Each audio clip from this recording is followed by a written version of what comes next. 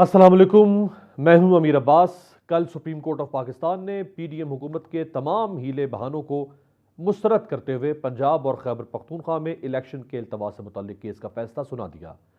Election commission का 8 अक्टूबर को election कराने का फैसला कलअदम करार देते हुए पंजाब में 14 मई को इलेक्शन कराने का हुक्म दिया है और नया इलेक्शन शेड्यूल भी जारी कर दिया है। फैसले के फौरन बाद वफाकी काबीना ने सुप्रीम कोर्ट के इलेक्शन से मुतल्लिक फैसले को पार्लियामेंट की करारदाद से मुतसादिम करार देते हुए उसे मुस्तरद कर दिया है। अदालती फैसले पर वजीर खारजा बिलावल भुट्टो सरदारी ने कहा कि सुप्रीम कोर्ट में किसी की आमरीत तस्लीम नहीं करते। अदलिया में वन मैन शो चल रहा है। पाकिस्तान की अदलिया में एक आमराना सोच कायम है। बिलावल ये कहते हुए शायद भूल गए कि खुद उनकी जमात में भी वन मैन शो चल रहा है और पार्टी के तमाम ओहदों पर पार्टी के क़याम से अब तक एक ही खानदान की इजारादारी है। एक ऐसी जमात जो कई दहाइयों से इक़्तिदार के मजे लूट रही है, जो कौम की तकदीर के फैसले करती है, क्या उस जमात को चलाने वाली क़यादत का इंतखाब भी आमराना सोच के कासी नहीं करता?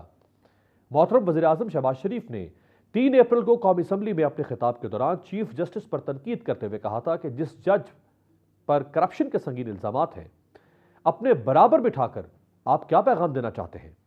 काबिल एहतराम शहबाज शरीफ साहब, आप ये कहते हुए शायद भूल गए कि आपके इर्द गिर्द बैठे, बल्कि आपकी काबीना में बैठे हुए कई लोगों पर करप्शन के संगीन इल्जामात हैं।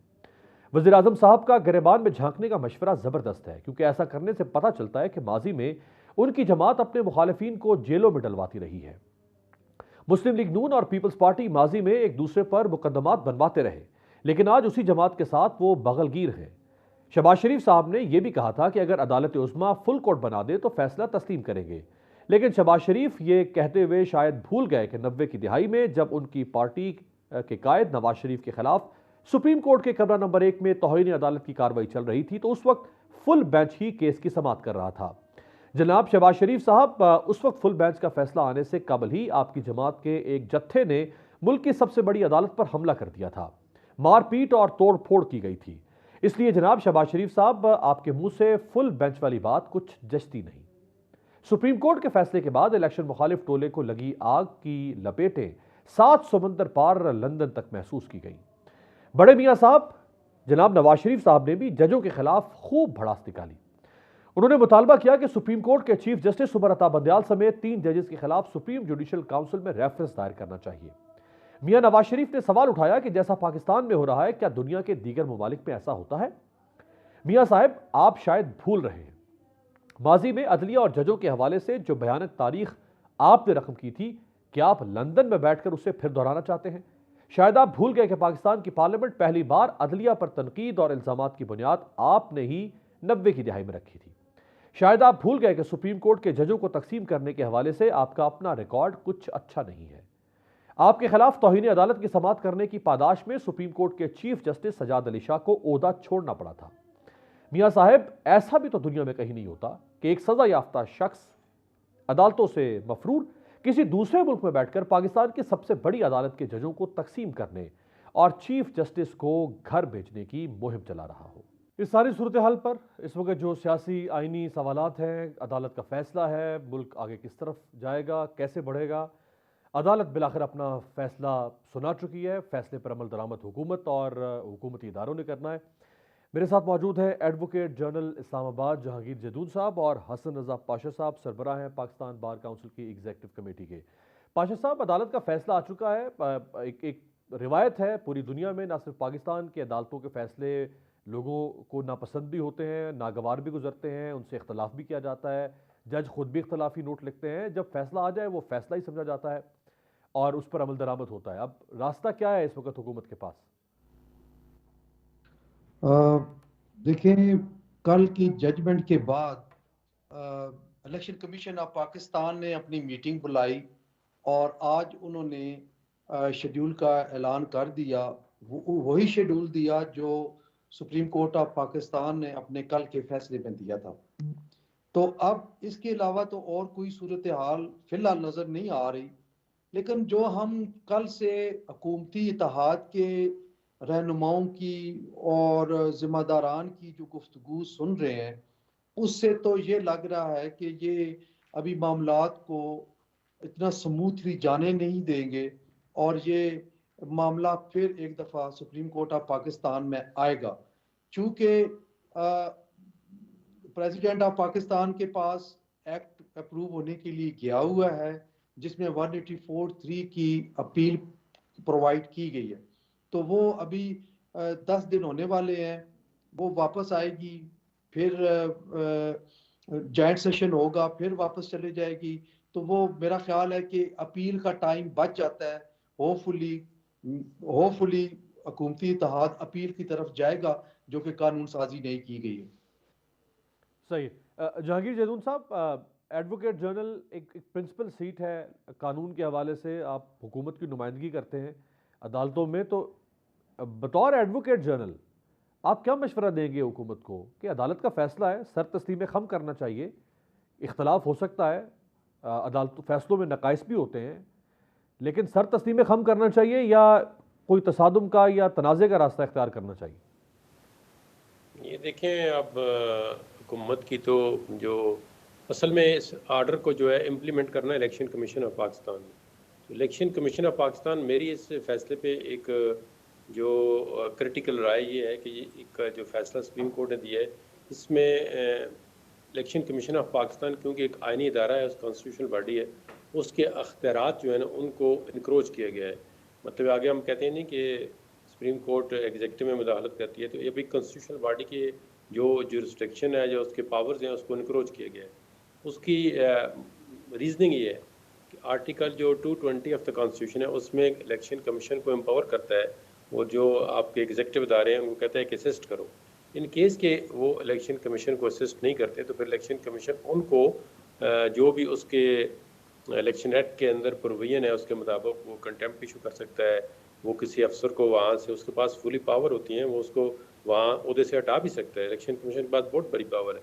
लेकिन जब वो जो इलेक्शन होते हैं तो वो तमाम ट्रांसफरिंग पोस्टें, वो जो फंड होते हैं वो सारे फ्रीज कर देता है और ट्रांसफ़र पोस्टिंग बंद कर देता है।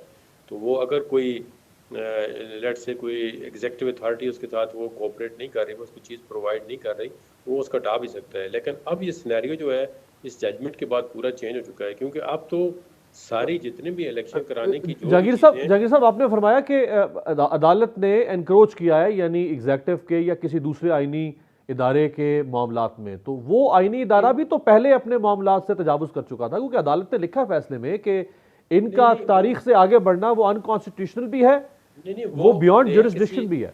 वो एक क्वासी जुडिशियल बॉडी है, उसमें देखें ना, कोई भी जजमेंट पास होती है, कोई एक बंदा काम करता है, तो वो सुप्रीम कोर्ट के पास, मैं तो ये नहीं कहता ये इख्तियार था, वो उसने समझा कि ये डेट नहीं दे सकता, तो उस पर भी अभी मतलब है डिस्प्यूट है बेंच पे भी। लेकिन चले उन्होंने एक डिसीजन दे दिया कि जी उन्होंने आगे डेट नहीं बढ़ानी चाहिए थी, वो इलेक्शन कमीशन ने मान गया।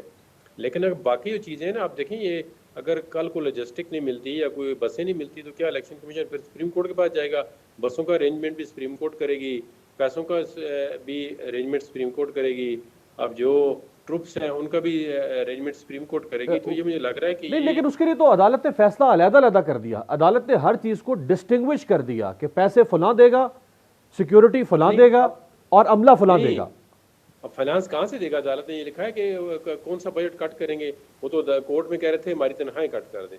तो अब देखो ना, अब इसका कोई वे आउट निकलेगा ना कि कहाँ से पैसे आएंगे, कहाँ से ट्रुप्स आएंगे। अगर एक जो सोल्जर है वो बॉर्डर पे काउंटर टेररिज्म में इन्वॉल्व है या टेररिस्ट के अगेंस्ट वो लड़ रहा है, तो वहाँ से उसको रिप्लेस तो नहीं कर सकते वो, या वो कर सकते हैं, ये उनकी अपनी लेकिन वो तो बहुत सारी फोर्सेज हैं। अदालत ने वो भी कहा कि आपके पास मुसल्ला फाज तीनों हैं, आपके पास रेंजर्स है, आपके पास फ्रंटियर कांस्टेबलरी है, आपके पास इसके अलावा डायरेक्ट या इनडायरेक्ट जो भी आपके कंट्रोल में फोर्स है आप उससे मदद ले सकते हैं। ये सारी तो बॉर्डर पे नहीं खड़ी हुई ना।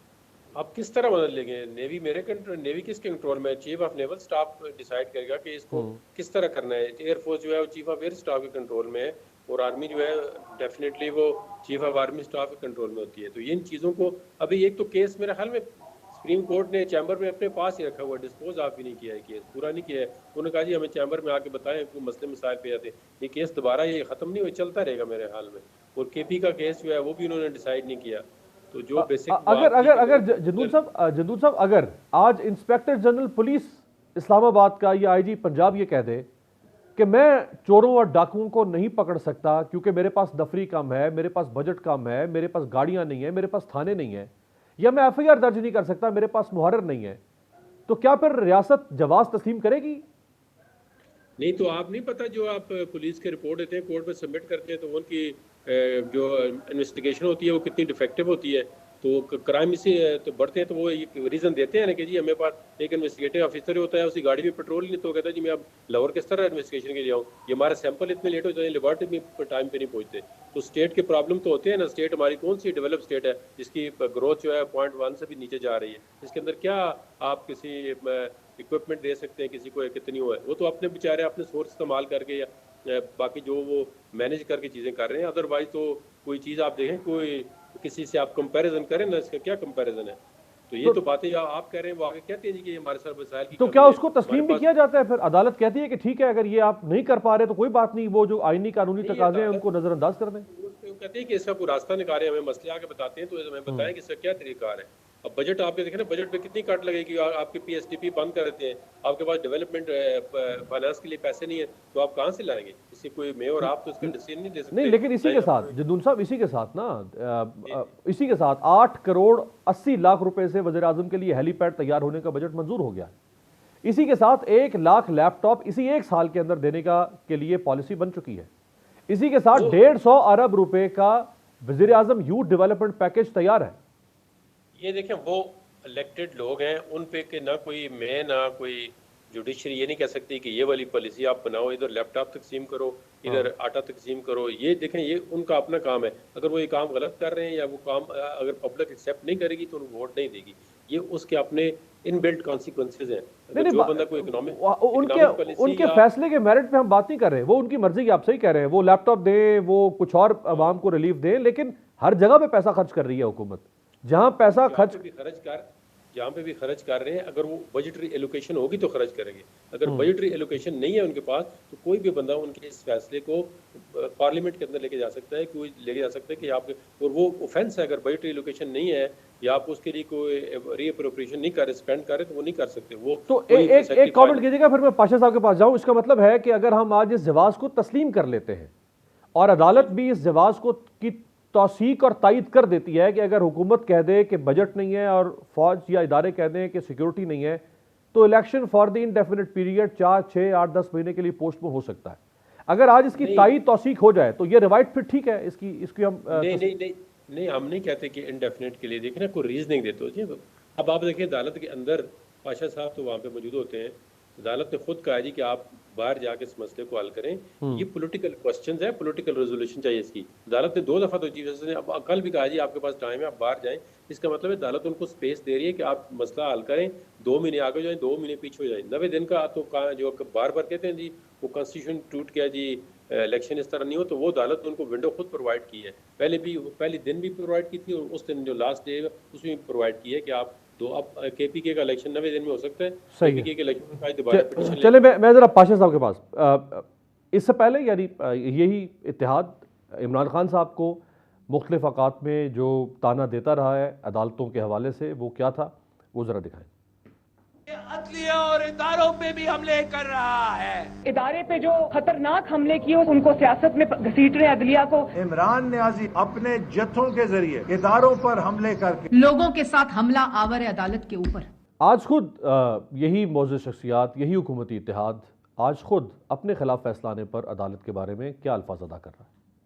आपकी अदालत में आज सियासत आ गई है, और सियासत जब रंग आती है अदालतों में वो हमेशा सुर्ख होता है। ये मनपसंद फैसले जो अदालत कर रही है, न उनको पार्लियामान का लिहाज, न उनको सियासी जमातों का लिहाज, न उनको कौमी असम्बली का लिहाज। बेंच फिक्सिंग हो रही है या नहीं हो रही? जस्टिस इज्जत माब उमर अता बंदियाल साहब, सरगोदा के अवाम को पता है बेंच फिक्सिंग हो रही है, आपको क्यों पता नहीं है कि बेंच फिक्सिंग हो रही है?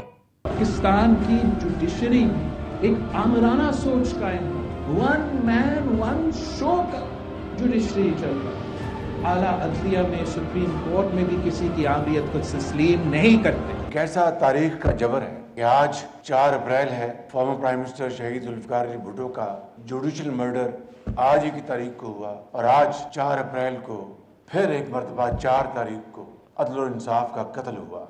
राइट, पाशा साहब, इमरान खान हो, अगर उनके खिलाफ फैसला या उनकी पार्टी के खिलाफ फैसला आए, वो अदालत को बुरा भला कहें, आज इनके खिलाफ फैसला, ये अदालतों को बुरा भला कहें, इसका मतलब है ये फिर मैं ना मानूं की रविश हो गई सियासतदानों की कि मर्जी का फैसला आएगा तो मानेंगे वरना नहीं मानेंगे। बिल्कुल, ये दुरुस्त नहीं है तरीकाकार। देखें, अदालतों ने फैसला करना होता है अवेलेबल रिकॉर्ड के मौजूद को देखते हुए, फाइल से बाहर वो नहीं जा सकते और जाना भी नहीं चाहिए। बदकिस्मती ये है कि कई केसेस में हमने ये देखा है कि अदालतें भी अपने मामलात या फैसलों की तरफ जब जा रहे होते हैं तो वो अपनी जुरिस्डिक्शन से आगे चले जाते हैं और वो मामलात जो अंडर डिस्कशन नहीं होते या उसका सब्जेक्ट मैटर नहीं होते उनको अज्यूम कर लिया जाता है। आप देखें कि एक केस था जिसमें एक सर्विस मैटर था और डोगर साहब सीपीओ लाहौर थे, उन्होंने अपनी ट्रांसफर के हवाले से एक पिटीशन फाइल की हुई थी। वहाँ से मुअज़्ज़ज़ जज साहबान ने एक एनालॉजी डिराइव की और ये कहा जी कि हमें ये लग रहा है कि पंजाब में इलेक्शन नहीं हो रहे या केपीके में नहीं हो रहे, तो उन्होंने सुओ मोटो की जुरिस्डिक्शन अज्यूम करने के लिए जनाब चीफ जस्टिस साहब को लिख दिया। तो ये सारी चीजें मिलके एक कन्फ्यूजन पैदा करती हैं और इसकी कन्फ्यूजन मजीद तब बढ़ी जब इस चीज को इग्नोर किया गया कि दोनों हाई कोर्ट्स में पिटीशन पेंडिंग है, बल्कि लाहौर हाई कोर्ट के एक मुअज़्ज़ज़ जज साहब ने तो फैसला भी सुना दिया था, बिल्कुल, जिसके खिलाफ आईसीए पेंडिंग थी और पीटीआई की कंटेम्प्ट एप्लीकेशन पेंडिंग थी। उसको फौरी तौर पे करके जो आपने वो कर दिया, 184(3) की जुरिस्डिक्शन अज्यूम करके फैसला कर दिया। तो अब जो हुकूमती इत्तेहाद है उनके जो ऑब्जेक्शन है वो अपनी जगह पे मौजूद है और उनको एड्रेस करना बड़ा जरूरी था। ऑल राइट, अगर ये हो भी गया तो फिर बार बार ये मुतालबा आता रहा कि जनाब फुल कोर्ट तश्कील दे दें, और फुल कोर्ट अगर तश्कील दे दी जाती तो आज जो मसाइल सर उठा रहे हैं और आइंदा आने वाले दिनों में जो मसाइल बनने हैं उभरने हैं एटलीस्ट वो ना होते। हम बतौर इदारा पाकिस्तान बार कौंसिल हमने खुद ऑनरेबल बेंच के रू पेश होके ये रिक्वेस्ट की थी कि आप फुल बेंच बना दें और अगर किसी वजह से फुल बेंच नहीं बनाया जा सकता तो एटलीस्ट फुल कोर्ट मीटिंग बुला ले, क्योंकि जो बातें बाहर आ रही हैं उससे पब्लिकली बड़ा बुरा इंप्रेशन पड़ रहा है एक बहुत बड़े इदारे का जो रियासत का अहम सतून है, जिसको अदलिया कहते हैं। पाशा साहब, आपने जैसे फरमाया कि एक और केस की समाअत हो रही थी गुलाम महमूद डोगर की, उस समाअत से मामला उठा और वो चला गया चीफ जस्टिस के पास सो मोटो नोटिस के लिए। 14 जनवरी को पंजाब की असम्बली तहलील हो जाती, chief justice of Pakistan notice ले रहे हैं 22 फरवरी को, 5 हफ्ते के बाद। उन 5 हफ्तों में वो जो आईनी तकाजा था इलेक्शन कमीशन के ऊपर, गवर्नर पे, सदर पे, जिस पर भी, कि वो तय करें कि 90 दिन में इंतखाबात के मामला कैसे बढ़ेंगे। हर तरफ से खामोशी है, गवर्नर तारीख नहीं दे रहा, इलेक्शन कमीशन कह रहा है मेरा काम नहीं है। 5 हफ्ते से सकूत है मुल्क में, 90 दिन वाली कैद खत्म होने के करीब है, 1.5 महीना गुजर गया। क्या आप समझते हैं कि फिर सुप्रीम कोर्ट बिल्कुल खामोश होकर साइड पे बैठ जाए, इस मुल्क पे जो होता रहे, फिर ये तय कर लिया जाए आइंदा से? अगर पीटीआई डायरेक्टली 184(3) की पिटीशन सुप्रीम कोर्ट में फाइल करती तो फिर एक बात बनती थी। जो बज़ाहिर मुतसरा फरीक है वो पीटीआई था और पीटीआई ने 189 की जुरिस्डिक्शन अवेल की, लाहौर हाई कोर्ट में पिटीशन फाइल की और उस पे डे टू डे हेयरिंग हुई और सिंगल जज साहब ने इलेक्शन कमीशन ऑफ पाकिस्तान को इन क्लियर वर्ड्स डायरेक्शन दे दी। अब देखें, अपील का राइट मौजूद है, इंट्रा कोर्ट अपील पेंडिंग थी और जो देखें जो 4 मुअज़्ज़ज़ जज साहबान जिन्होंने इख्तिलाफी नोट लिखा सुप्रीम कोर्ट वालों, उन्होंने लाहौर हाई कोर्ट की आईसीए जहां पेंडिंग थी उनको डायरेक्शन दी कि आप विद इन 3 डेज इनका फैसला करें। इससे भी नजर आ रहा था कि ये जो 4 मुअज़्ज़ज़ जज साहबान हैं जिन्होंने इख्तिलाफी नोट लिखा वो भी चाहते हैं कि 90 दिन में इंतखाबात हो। मामला सिर्फ जो इख्तिलाफ है वो है तरीकाकार का कि आपने 184(3) की जुरिस्डिक्शन अज्यूम करनी थी या 199 की जो हो चुकी है और उस पे कॉग्निजेंस भी हो चुका, फैसला भी आ चुका, उसी को रहने देते। अगर 5-6 दिन या हफ्ता वेट कर लेते तो वो दूसरा फरीक उसको खुद ही सुप्रीम कोर्ट ले आता, खुद ही ले आता। आईसीए का फैसला हो जाना था। बिल्कुल सही है। लेकिन मसला आप बिल्कुल सही कह रहे हैं कि दूसरा फरीक खुद ही आ जाता तो ये जो खुद से अदालत ने जुरिस्डिक्शन क्लेम की शायद वो मामला ना उठता। जदून साहब, एक तो है टेक्निकलिटीज़ जिनका जिक्र पाशा साहब कर रहे हैं, जिनका एतराज़ हुकूमत का इत्तेहाद भी उठा रहा है, 4 जजेस का मामला, 4-3 का मामला, 3-2 का मामला, ये तो टेक्निकल इशूज़। जो स्पिरिट ऑफ द केस है वो तो सिंपल सी बात है, 2+2 के 2 असम्बलियाँ ख़त्म हो चुकी हैं, नुमाइंदा ऐवान मौजूद नहीं है, 90 दिन के अंदर इंतखाबात होने हैं। ये असल मुद्दा है, ये मुद्दा पीछे रह गया और टेक्निकलिटीज़ के ऊपर बहस शुरू हो गई। नहीं देखें ना, एक चीज़ की जिस तरह पाशा साहब ने कहा है बिल्कुल ठीक कहा है, उसकी बेस ही गलत हो गई ना। आप एक कॉन्स्टिट्यूशनल कोर्ट है, हाई कोर्ट, उसकी जो मैंने कहा आपका है, आप देखें सुप्रीम कोर्ट का ये काम नहीं कि हर कॉन्स्टिट्यूशनल इदारे की पावर रिजर्व कर दें। अब जब एक मैटर पेंडिंग है हाई कोर्ट के अंदर, फिर इस तरह दूसरे केसों को भी छोड़ दें, जितने पेंडिंग है सारे लोग सुप्रीम कोर्ट में डायरेक्ट आ जाएं, वहाँ फिर हाई कोर्ट क्या बंद कर देंगे हम? हमारे कितने केस पेंडिंग है हाई कोर्ट के अंदर, पाशा साहब वकील हैं, कितने केस पेंडिंग है चल रहे हैं, उनको फिर हम direct high court supreme court ले आते हैं वहाँ से छोड़ के। तो ये तो देखें ना, एक सब्सटेंशियल राइट था, राइट ऑफ अपील, उसको सुप्रीम कोर्ट ने ख़त्म कर दिया जिस भी पार्टी का था। तो इस तरह तो नहीं ये मामला चलते कि केस, हाँ अगर केस पेंडिंग ना होता तो 184(3) में डायरेक्ट आ जाते, तो वो कहते जी ठीक है। जब उन्होंने पावर एक्सरसाइज कर ली कि फोरम का चॉइस एक पार्टी ने कर लिया, तो फिर आप जो है वो नोटिस लेके वो बगैर उस पार्टी के जो है कहने के, या वो रेफर नहीं हुआ केस, वो 4 जो पिटिशन हाई कोर्ट में पेंडिंग थी, तो इसलिए तो उन्होंने 4 जजों ने कहा था ये पिटिशन मेंटेनेबल ही नहीं है। उसकी मेंटेनेबिलिटी पे जब एक 4 ऑनरेबल जज सुप्रीम कोर्ट के कह रहे हैं कि मेंटेनेबल नहीं है, लेकिन एक जो दूसरे जज साहबान है वो कहते हैं ज़बरदस्ती नहीं जी मेंटेनेबल है, इस पर हम डिसीजन करेंगे, तो इससे बहुत ज़्यादा जो है ये टेक्निकल बात नहीं, लीगल इश्यूज़ हैं, इसमें बहुत अवाम पैदा हो रहे हैं और अवाम से हमारे जो अदारा है सुप्रीम कोर्ट, इसकी तबाही हो रही है। इसके अगर अंदर मतलब सर शॉर्टली फरमाएगा आखिर में कि अगर ये इन 7 रुकनी बेंच या 9 रुकनी बेंच की जो कंट्रोवर्सी है, अगर उस कंट्रोवर्सी को एक तरफ रखते हुए हम सिर्फ 90 दिन के इलेक्शन के ऊपर एक नया बेंच फॉर एग्जाम्पल बन जाता है, चीफ जस्टिस आज सो बोटो ले लेते हैं, खुद से ले लेते हैं, इन सारे पिछले झगड़े को एक तरफ रखते हुए, और वो कहते हैं जी जो हुआ सो हुआ, आज सो बोटो नया है, 90 दिन में इंतखाबात के ऊपर समाज शुरू, फिर क्या फरमाएंगे आप? नहीं, इस तरह तो सू मोटर नहीं हो सकता, नहीं मैटर ऑलरेडी उन्होंने डिसाइड कर लिया है, तो प्रिजम्पशन पे तो बात नहीं हो सकती।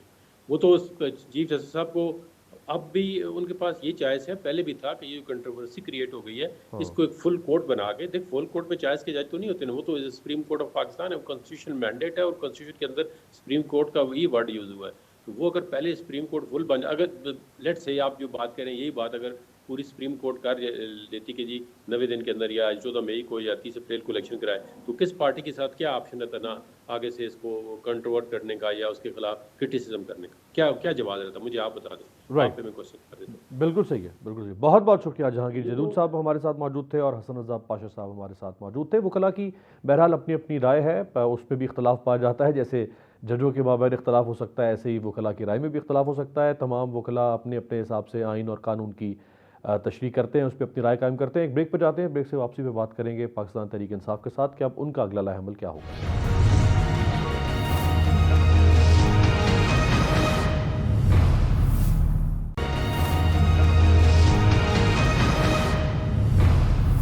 के बाद खुशामदेद। पाकिस्तान तहरीक इंसाफ के मरकज़ी रहनुमा और साबिक वज़ीर इत्तलात फयाजुल हसन चौहान साहब हमारे साथ मौजूद हैं। फयाजुल हसन चौहान साहब, फैसला बहरहाल बज़ाहिरन तो तहरीक इंसाफ के मकसद और उनकी ख्वाहिश के मुताबिक है, लेकिन हुकूमत आपकी इस खुशी को तस्लीम करने को तैयार नहीं है और हुकूमत बज़ाहिर लग रहा है कि वो आखिरी हद तक जाएगी इस फैसले की अमल दरामद को रुकवाने में या इस फैसले को तब्दील करवाने में।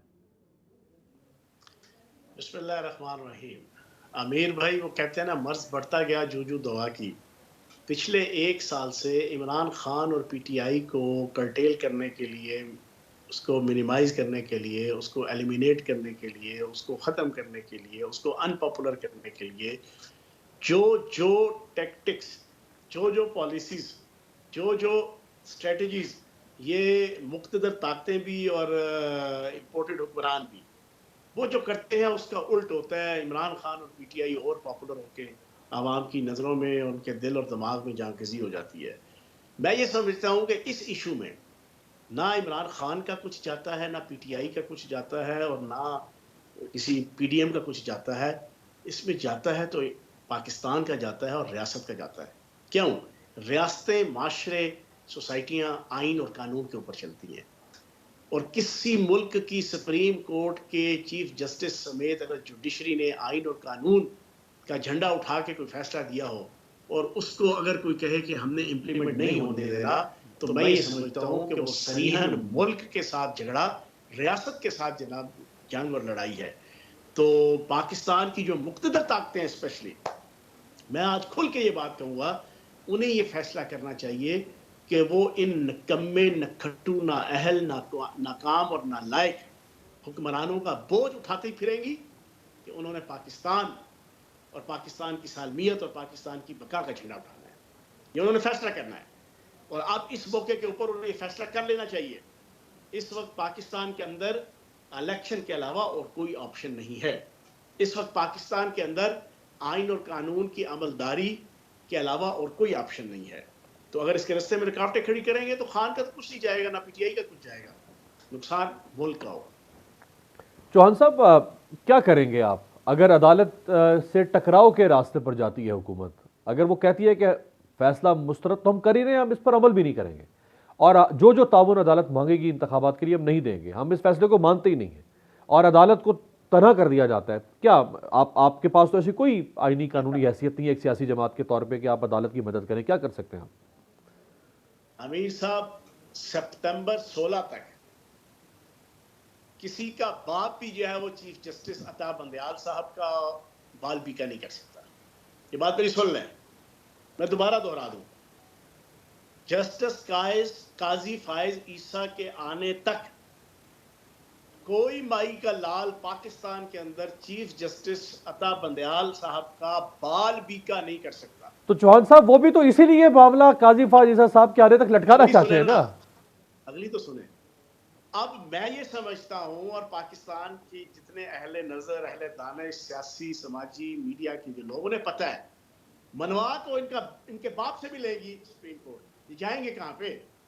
आर्टिकल 6 लगेगा, फांसी के फंदे पे चढ़ेंगे, नहीं चढ़ेंगे, नहीं तावन करेंगे, क्योंकि पाकिस्तान के आइन का आर्टिकल 224, उसका सब आर्टिकल 2, उसमें क्लियर कट लिखा है कि इलेक्शन की डेट अनाउंस होने के बाद पाकिस्तान की तमाम सूबाई वफाकी अदारे, उनके हेड, उनके अहलकार, उनके अफसर 100% पाबंद है इलेक्शन को एग्जीक्यूट करने के हवाले से इलेक्शन कमीशन के। अगर वो नहीं तावन करेंगे तो आर्टिकल 6 लगेगा। अता बंदयाल ने अपने घर के लिए तो नहीं फैसला दिया ना, चीफ जस्टिस है वो ना इस मुल्क का। लेकिन आर्टिकल 6 चौहान साहब, देखिए चौहान साहब, आर्टिकल 6 अदालत नहीं लगाती, आर्टिकल 6 वफाकी हुकूमत लगाती है और सेक्रेटरी दाखिला उसमें मुद्दई बनते हैं। तो वही वफाकी हुकूमत तो तस्लीम नहीं कर रही, तो आर्टिकल 6 कौन लगाएगा? तोहीनी अदालत तो लगती है ना, तोहीनी अदालत में यूसुफ गिलानी की तरह नाहल तो होता है ना। सही। मैं आपको एक चीज बता दूं, बेगम सफदर इस वक्त बदला ले रही है शहबाज शरीफ से और हमजा शहबाज से। किस बात का? मैं पहले भी ये बात कह चुका हूं, आज आपके प्रोग्राम में दोबारा कह दूं।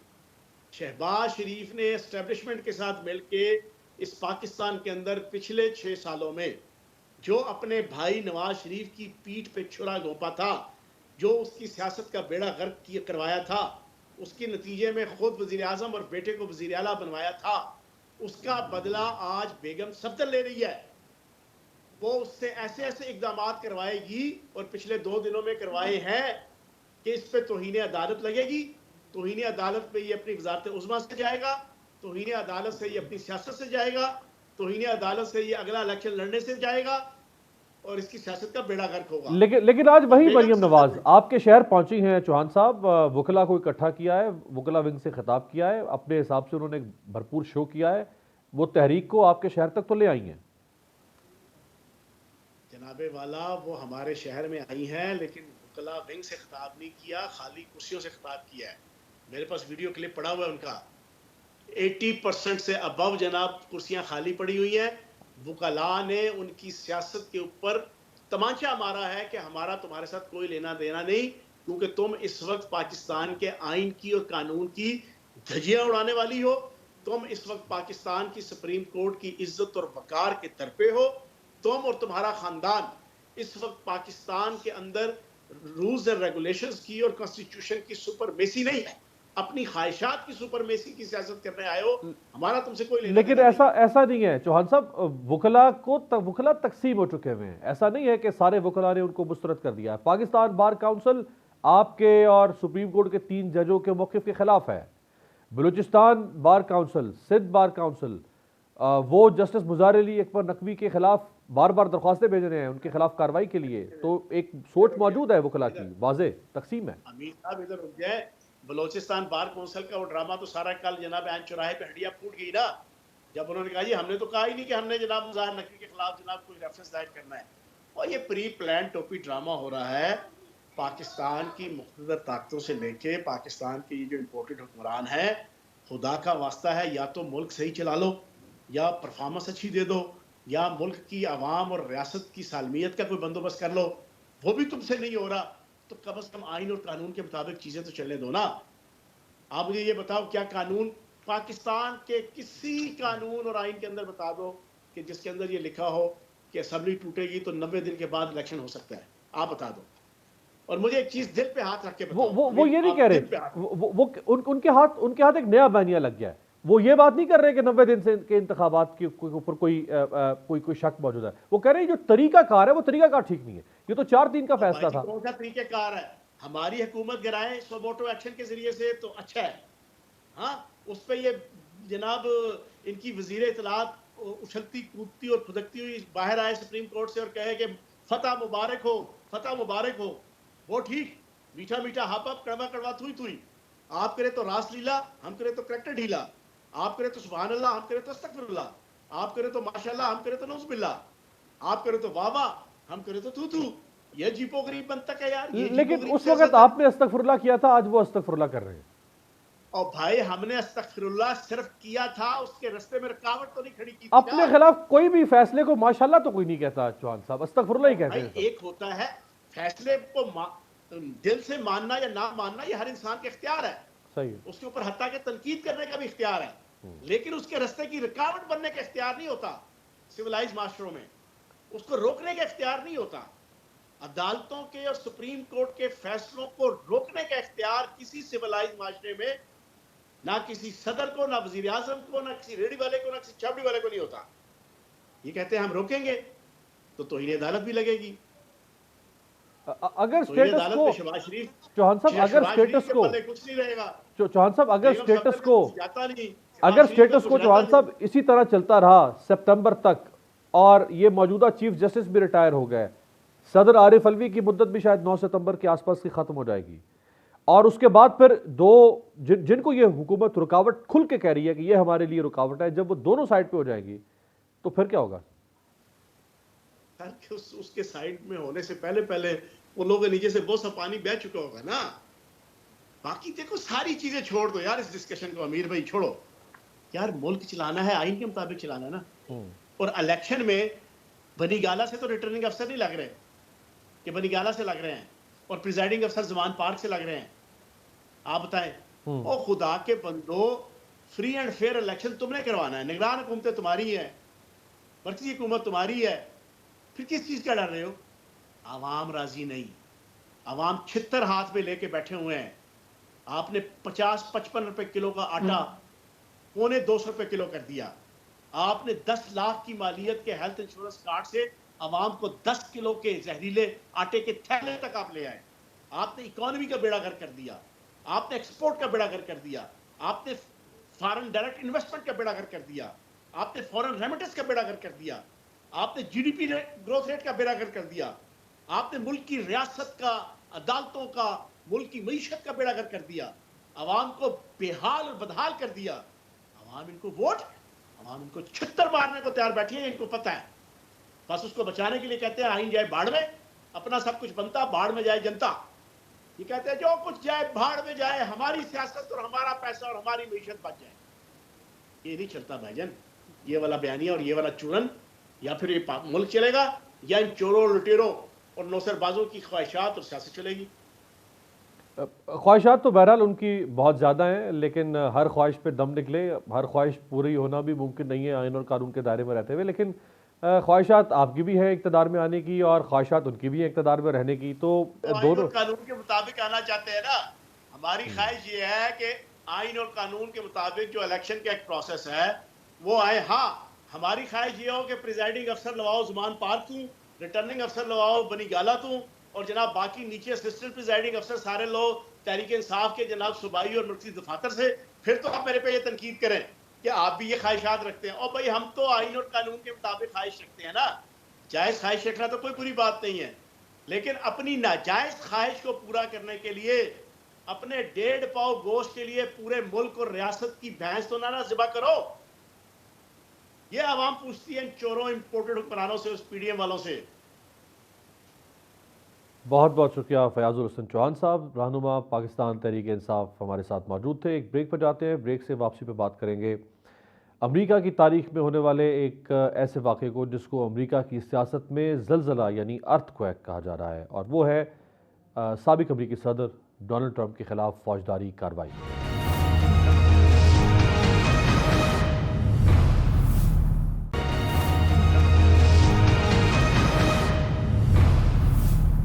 ब्रेक के बाद खुशामदेद। इल्ज़ामात, मुकदमात और सियासी खींचतानी दुनिया के तकरीबन तमाम ममालिक में ही पाई जाती है, लेकिन अच्छी बात यह है कि इन ममालिक में ना तो कोई सियासी लीडर कानून से बालातर और ना ही ऐसे किसी सियासी रहनुमा को उसके बुनियादी हुकूक से महरूम किया जाता है।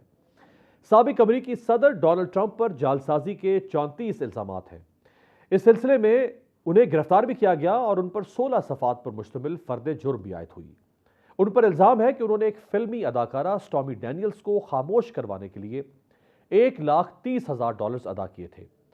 यह रकम डोनाल्ड ट्रंप के वकील माइकल कोहन ने अदाकारा को खामोश रखने के लिए अदा की थी। स्टॉर्मी डैनियल्स के मुताबिक डोनाल्ड ट्रंप के उनके साथ 2006 में गैर अज़दवाजी ताल्लुकात कायम थे जिन्हें छुपाया गया। अमरीकी कानून के मुताबिक यह रकम अदा करना गैर कानूनी नहीं, बल्कि इस रकम की अदायगी का तरीक़ाकार फ्रॉड पर मबनी है जो कि गैर कानूनी है। आप अमरीकी निज़ाम की शफाफियत देखें कि ट्रंप के खिलाफ मुकदमा यह बनाया गया कि ट्रंप ने जो रकम अदा की उसका मकसद अमरीकी अवाम से इलेक्शन से पहले और इलेक्शन के बाद में ऐसी मालूमात छुपाना था जो नुकसानदेह और गैर कानूनी सरगर्मी से मुतालिक थी, जिन्हें जानना वोटर का हक था। अगर ट्रंप को जेल की सजा हो भी गई तो वो फिर भी 2024 के सदारती इलेक्शन में हिस्सा लेने के लिए अहल होंगे, क्योंकि अमरीकी कानून ऐसे किसी शख्स को इंतखाबी मुहिम चलाने और सदारती इलेक्शन लड़ने से नहीं रोकता जिस पर फर्द जुर्म आयद हो या फिर वो जेल जा चुका हो। तफसीलात के मुताबिक कल 4 अप्रैल को डोनाल्ड ट्रंप को गिरफ्तार किया गया था, ताहम उन्हें हथकड़ी नहीं लगाई गई थी। इससे कबल उन्होंने न्यूयॉर्क की मैनहट्टन अदालत में पेश होकर खुद को कानून के हवाले किया था।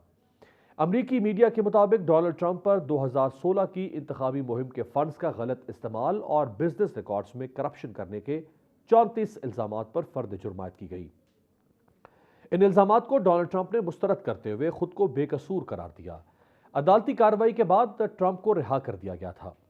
उस मौका पर अदालत के बाहर सिक्योरिटी के सख्त इंतजाम किए गए थे, जबकि ट्रंप की अदालत में पेशी के मौका पर उनके मुखालिफिन और सपोर्टर्स के दरमियान कशीदगी का माहौल देखा गया।